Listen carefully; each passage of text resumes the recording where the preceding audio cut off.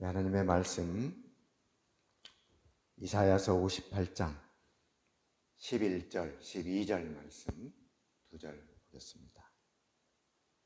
두 절의 말씀 우리가 한 목소리로 같이 공독하면 좋겠습니다. 시작.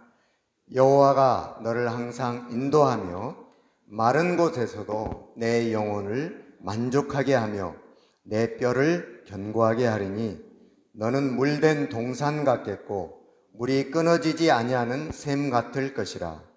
내게서 날 자들이 오래 황폐된 곳을 다시 세울 것이며 너는 역대에 파괴된 기초를 쌓으리니 너를 일컬어 무너진 데를 수보하는 자라 할 것이며 길을 수축하여 거할 곳이 되게 하는 자라 하리라. 아멘. 오늘 아침 참으로 귀한 자리 함께 하여서 감사합니다. 로스앤젤레스 공항을 비행기가 출발해서 뉴욕 공항까지 오는데 보통 5시간 30분이 걸린다고 합니다. 그 시간 동안 조종사가 몇 번이나 관제탑과 교신을 하는가? USA Today가 조사해서 발표한 내용에 보면은 로스앤젤레스에서 뉴욕 공항까지 오는데 31번의 관제탑을 거치고 31명의 관제사들과 교신을 한다고 합니다. 그래서 조종사가 말을 보내고 관제사의 말을 받아서 다시 돌아오고 하면은 62번을 서로 가고 오고 교신한다고 합니다. 5시간 30분을 가는 길에 62번의 말이 가고 오고 합니다. 사랑하는 여러분, 우리가 새해를 맞이해서 새해에 새로운 다짐을 가지고 새벽 기도회를 하고 있습니다. 5시간 30분을 가는데 62번의 교신이 왔다 갔다 한다고 하면은 하물며 우리 인생의 관제사가 되시고 우리 인생의 관제탑이 되시는 하나님과 하루 24시간 1년 365일이면 도대체 몇 번의 교신이 있어야 가장 안전하고 가장 우리가 원하는 목적지에 원하는 시간에 도착할 수 있겠습니까? 이 새벽 시간 기도하는 일 참 잘하시고 또 귀한 시간이라고 생각합니다. 우리가 함께 기도하면서 하나님께 감사하고 5시간 반을 가는 사람들을 생각하면서 24시간 1년 365일을 가는데 우리의 관제사 되시는 하나님, 나의 길을 인도하는 관제탑 되는 하나님과 그보다 더 많은 교신이 있는 여러분의 삶이 되시기를 주님의 이름으로 축복합니다. 오늘 아침 저는 제 자신을 향하여 말씀을 합니다. 또 제 자신의 소원을 하나님 앞에 아뢰입니다. 그것은 내 안에서 좀 부흥이 일어났으면 좋겠다 하는 그런 마음의 소원을 가지고 있습니다. 부흥되기를 원한다. 금년 한 해 여러분 안에 이런 부흥이 있기를 축복합니다. 부흥은 무엇입니까? 부흥은 어떤 위대한 이벤트, 거창하게 소리 지르는 이벤트가 아니라 죽은 것이 살아나는 것, 이것이 부흥이라고 합니다. 한자 부는 다시 부이고 흥은 일어난다. 그래서 다시 일어나는 것이 부흥입니다. 영어의 리바이벌은 라틴어 이것은 다시 again 이라는 말이죠. 바이벌 살아난다 하는 것입니다. 그래서 부흥이라는 말은 으쌰으쌰 하는 의미도 있지만 죽은 것이 살아나는 것이 부흥이라는 것입니다. 그래서 저도 죽은 것이 많아서 살아나기를 소원했습니다. 작년 12월을 맞이해서 금년을 바라보면서 부흥을 원했습니다. 그러면서 아주 오래된 책, 부흥이라는 책을 먼지를 털면서 다시 꺼내봤습니다. 그리고 그 책을 통하여 많은 인사이트를 얻었고 또 많은 생각을 하게 되었습니다. 새해도 여러분 마음에 소원이 있고 기도의 제목들이 많이 있을 것입니다. 그 기도의 제목이 또 여러분의 소원이 다시 부흥되고 다시 일어나고 살아나는 역사가 있기를 주님의 이름으로 축복합니다. 그러면 어떻게 해야 되겠습니까? How to? 어떻게 해야 되겠습니까? 창세기 26장을 보시면 이삭의 기사가 나옵니다. 이삭이 가뭄을 피하여 블레셋으로 내려갑니다. 그런데 하나님께서 축복해 주셔서 블레셋에서 수많은 양떼를 모으고 재산을 모으는 거부가 됩니다. 어떤 글에 보니까 이삭은 성경에 나오는 3대 부자라고 그럽니다. 욥, 솔로몬, 이삭. 얼만큼 부자였는지 가름이 됩니다. 부자가 되니까 블레셋 주민들이 시기를 해가지고 이삭을 쫓아내버립니다. 이삭은 하루아침에 이제 그곳에 쫓겨나가지고 광야에 주저앉게 된 것입니다. 그런데 생각해 볼 것이 광야에는 물이 없습니다. 물이 없으면 죽습니다. 물은 바로 생명입니다. 지금 그 시간이 이삭에게는 부흥이 필요했습니다. 부흥. 우리가 박수치고 주여 외치는 부흥도 필요하지만 이삭은 먼저 살아야 했습니다. 죽지 않아야 했습니다.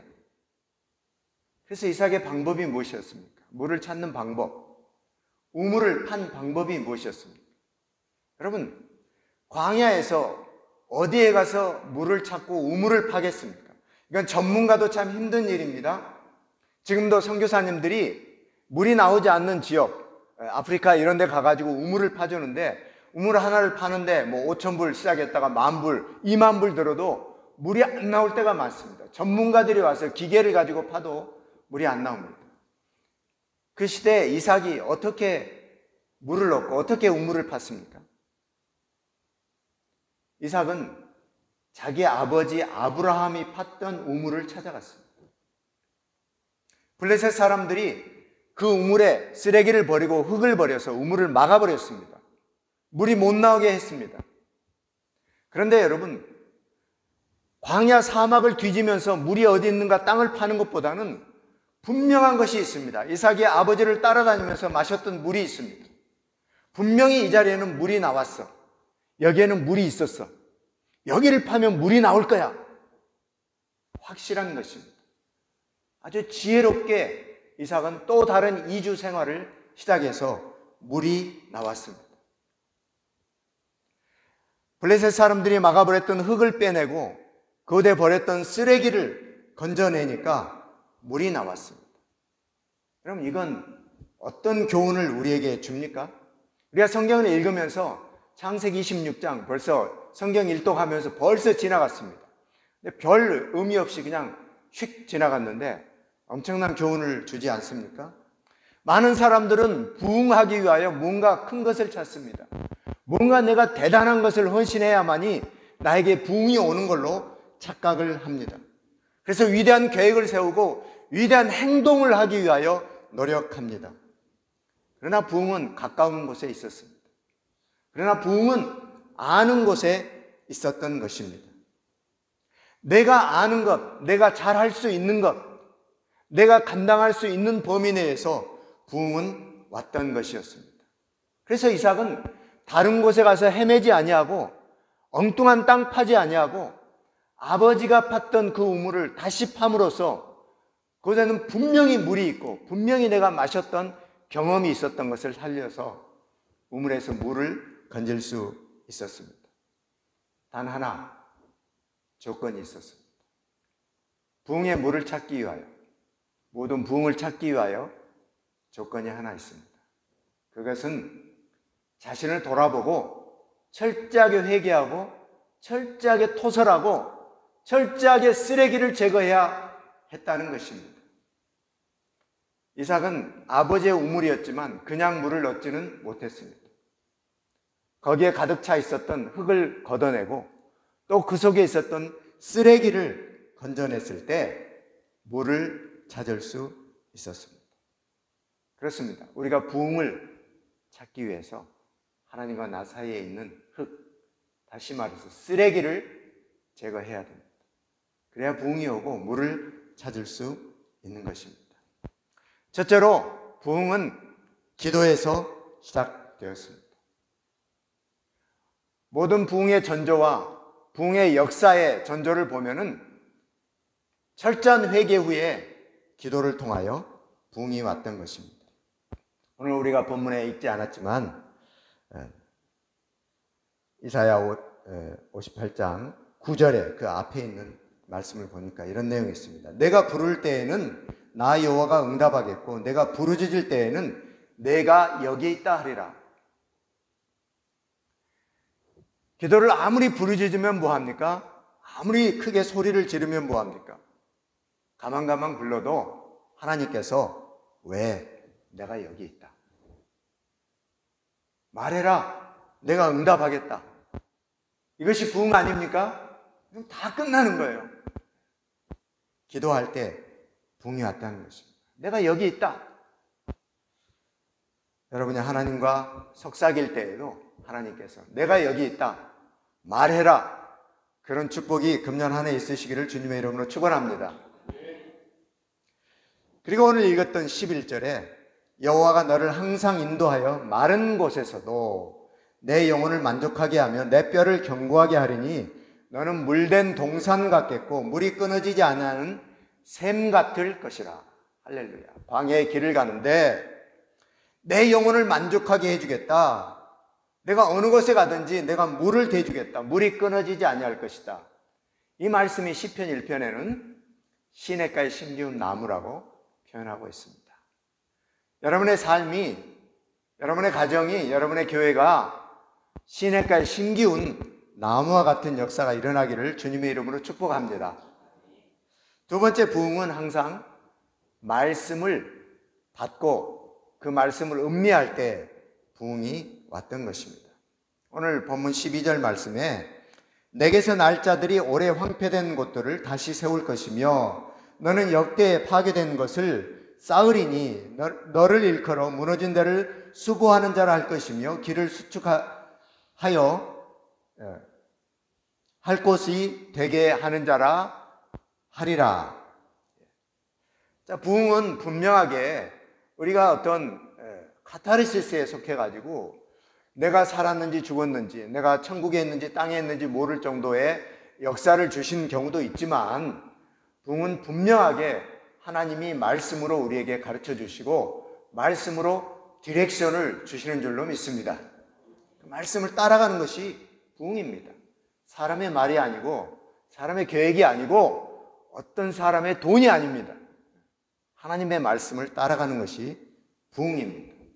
오늘 이 12절 말씀에는 세 가지 우리에게 조건이 나오고 또 세 가지의 축복이 나오는 걸 볼 수 있습니다. 첫째는 rebuilding, 다시 세운다는 것입니다. 아예 싹 재건축을 한다는 것입니다. 무너뜨려 버리고 새로 세운다는 것이죠. 여러분, 우리가 다시 세워야 할 것이 무엇입니까? 다시 쓸어버리고 새롭게 세워야 할 것이 무엇입니까? 이 안에 내가 쓸어버려야 할 것 쓸어버리고 다시 세우는 축복이 있고 다시 세워지는 부흥이 있는 한 해가 되기를 주님의 이름으로 축복합니다. 두 번째는 repair 하는 것입니다.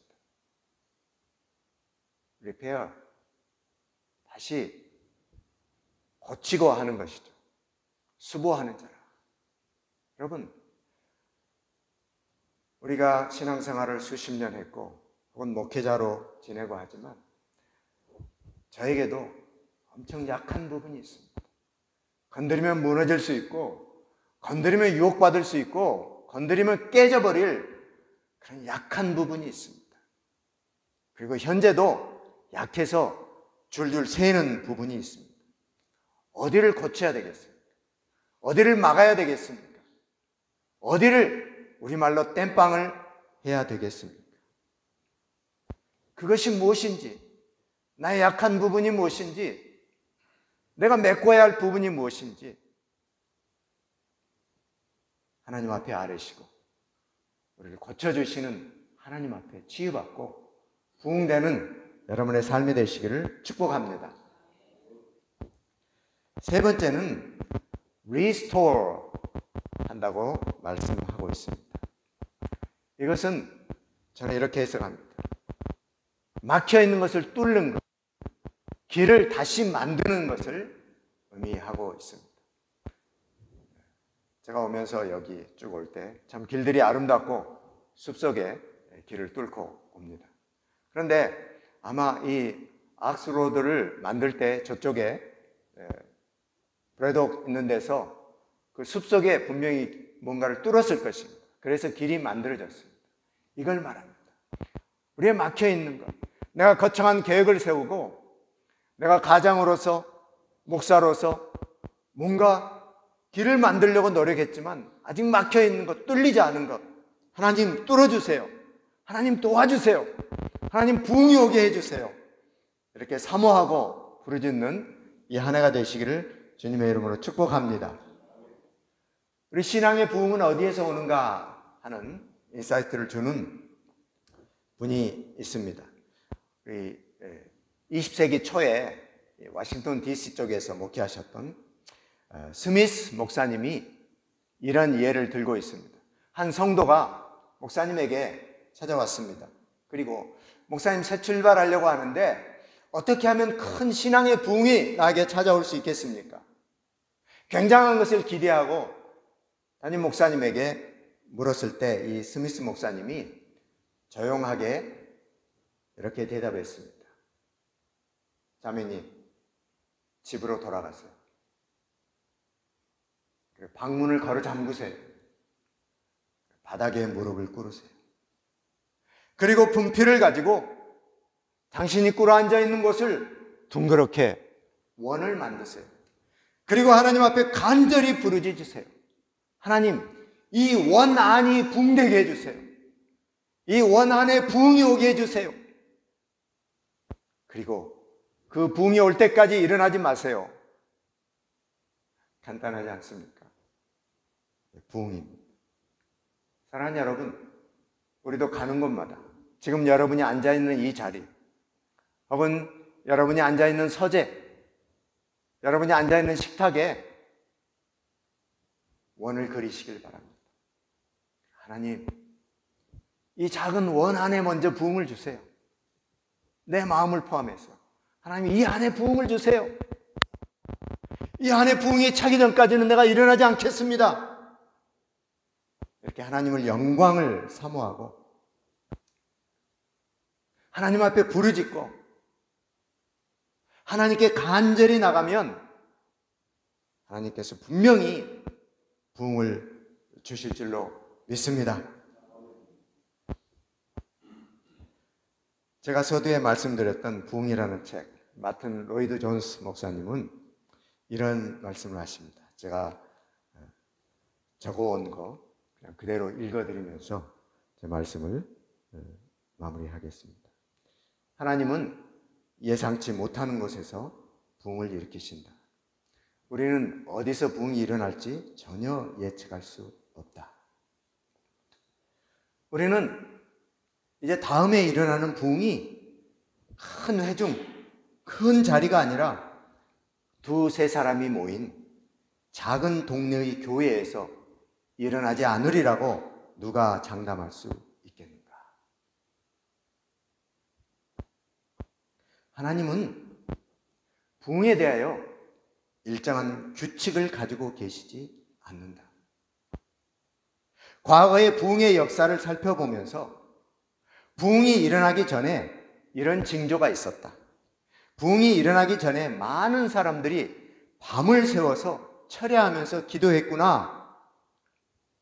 이런 역사를 보고 나도 밤새워 기도하기로 작정합니다. 그러나 아무리 밤을 새워서 기도해도 부흥은 오지 않습니다. 만약 그렇게 해서 부흥이 온다고 하면은 아마 나는 이렇게 자랑할 것이다. 내가 말이야, 밤을 새워서, 이틀 밤을 새워서 철야기도 했더니 부흥이 왔다고. 그러면 당신은 하나님의 영광을 빼앗아 버리는 것이다. 당신은 하나님께 드릴 영광을 당신이 받는 것이다. 그분은 어떤 방법과 규칙을 가지고 부흥을 주지 않는다 하는 것입니다.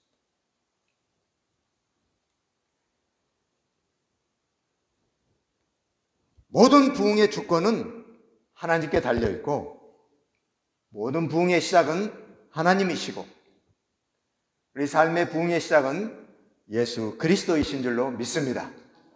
예수님과 함께 금년 한 해에도 기도를 통하여 말씀을 통하여 부흥을 경험하시고 이 예수님과 함께 가는 이 한 해가 되시기를 주님의 이름으로 축복합니다.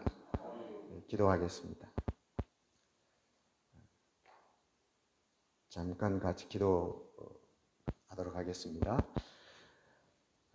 우리 마음에 소원이 있습니다. 하나님, 내가 부흥되기 원합니다. 어떤 부분입니까? 또 어떤 모양입니까? 그래서 하나님, 내가 금년에 다시 세워야 되겠습니다.